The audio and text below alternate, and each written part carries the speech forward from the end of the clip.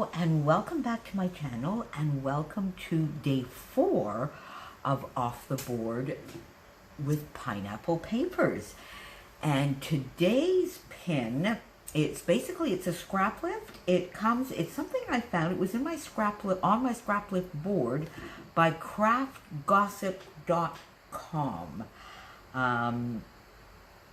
So I'm not sure if that is a person but here is the lovely layout that I used. And you'll see that I sort of went a little bit rogue, but I took the general idea.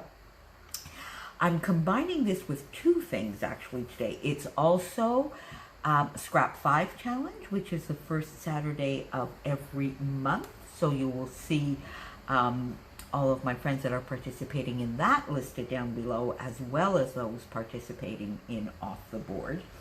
And this month, I'm the one that chose the 5 items. And you'll see that the last couple of months, I sort of I had a little bit of a fail on a couple of them. And you're going to say that I disobeyed myself here as well. So the 5 items were geometric shapes, 4x4 photo, chipboard, silver, and a cut file or dies. And then thirdly, I am also combining this with the Storyteller challenge from our Secret Not Secret Kit Club party, which was last weekend. So gosh darn, this layout is fulfilling tons and tons of fun stuff. So here is my layout. So you're going to see that I went a little rogue, although you can still see the general idea of a grid, and of a grid that is sort of measured out symmetrically, nothing askew, a large title across, which I have here, and a few little embellishments up in the top here. But I chose to go with squares instead of rectangles. I have a bit of a smaller photo, and because I went with squares, I did a grid here, and then I added some rectangles down here to mimic it a little bit, but I wanted to have my photo on top of the grid as opposed to part of the grid, because my size was a little bit odd and I wanted to get more layering on there. So I went with the grid idea. I do have the rectangles down here, so my squares and my rectangles are my geometric shapes.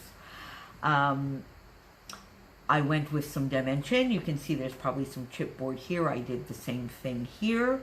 My large title, and this I'm very happy that I got used, because it was the last piece. I showed that to you in my How to Kill a Kit with Style. It was the last piece from the lovely wood veneers that my lovely friend Helen sent me.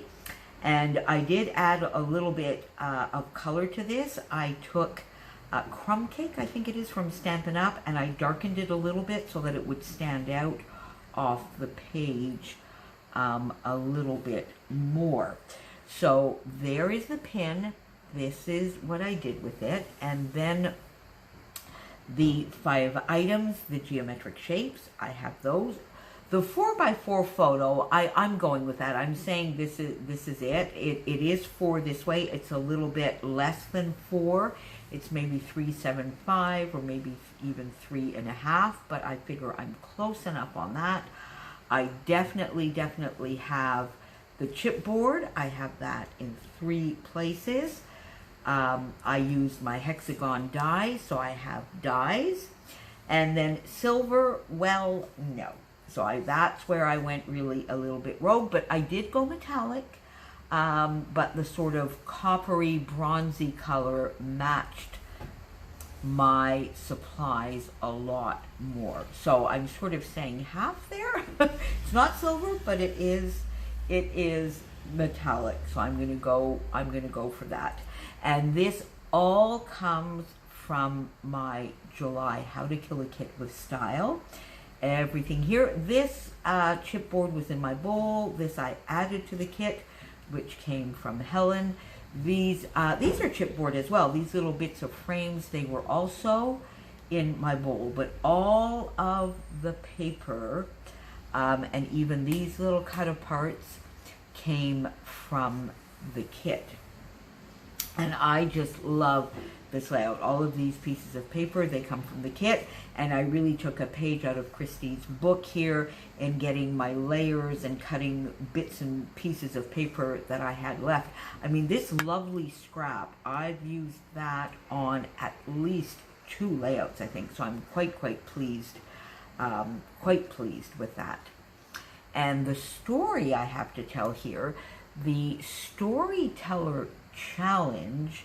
Now, I guess if you were here really just for the layout, please, you won't hurt my feelings if you stop watching now. I'm going to go into a little bit more of the storytelling aspect of this, my journaling, and then I might come back a little bit to the last bits of the page here.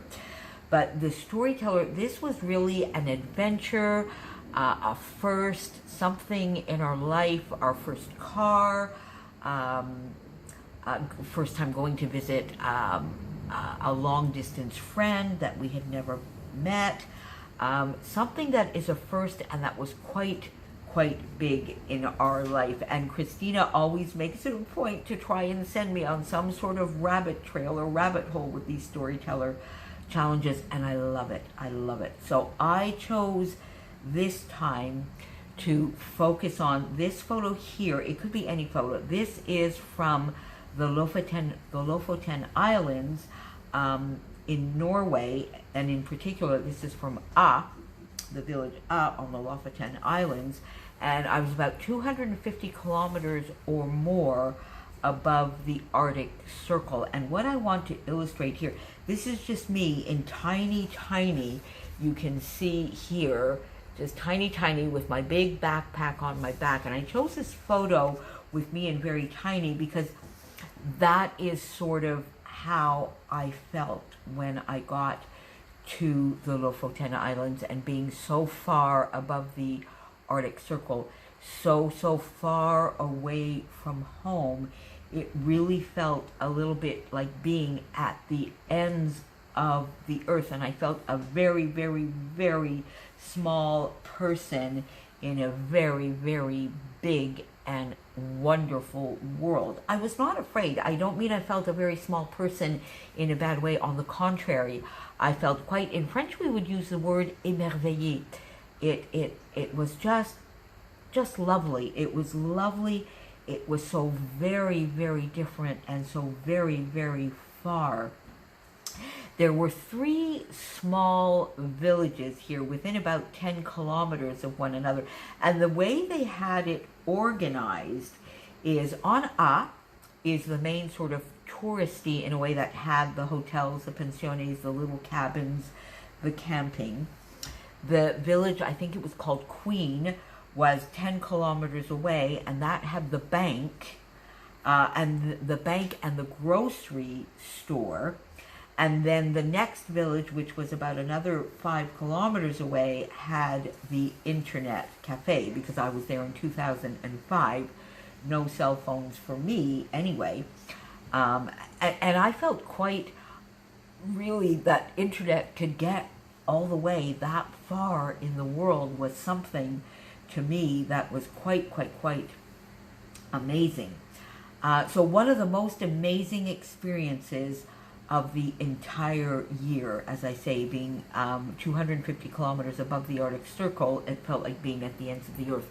And the first night we got there, somehow, I guess from the ferry or whatever, they had miscalculated. To make a long story short, there was no room in the cabins, no room in the little pensione, no room in the sort of, it's sort of like a youth hostel, I guess, not even any room there.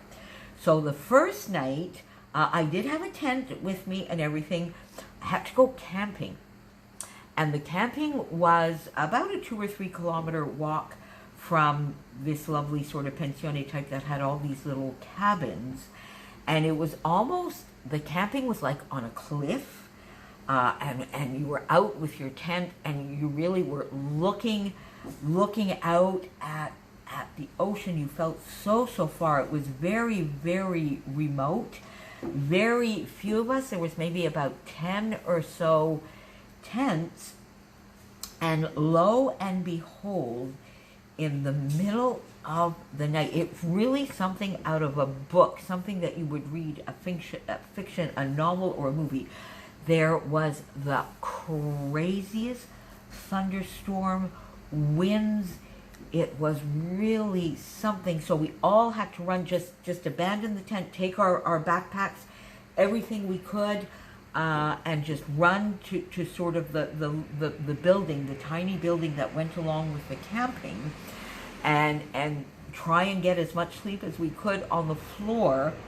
And then in the morning, the storm was over. We went back to our tents. A couple of people, the tents were completely just twisted and broken. Mine was not so bad. It was completely on the ground, but the majority of my poles were still fine. And luckily, I could get a cabin with a few friends, a 2-bedroom, I think, cabin. So I was able to get a cabin with 2 friends, a couple that actually I had just met the night before, but I was able to get a cabin for the rest of the time that we were there. And so got to the cabin, and there was a little restaurant, absolutely amazing fish that was caught every single day, a little bakery, so we got our breakfast, which was croissants or muffins or anything that was baked like right there on the spot. I have a few really fun photos for that. And then because it was a cabin, we could do the majority out of our cooking. So here with my backpack, my backpack here is empty because off we were going to the grocery store to get what we could. So on the first day, we went to the grocery store. On the second day, we went to the bank, to the internet cafe, I'm sorry. So it was quite the experience. It was also, of course, I was there in July, so it was also 24-hour daylight, which is something else to experience. So it's really quite the adventure, quite something that stayed in my mind for many weeks. And to be honest, the next 2 or 3 countries I did had a very hard time measuring up to this kind of experience.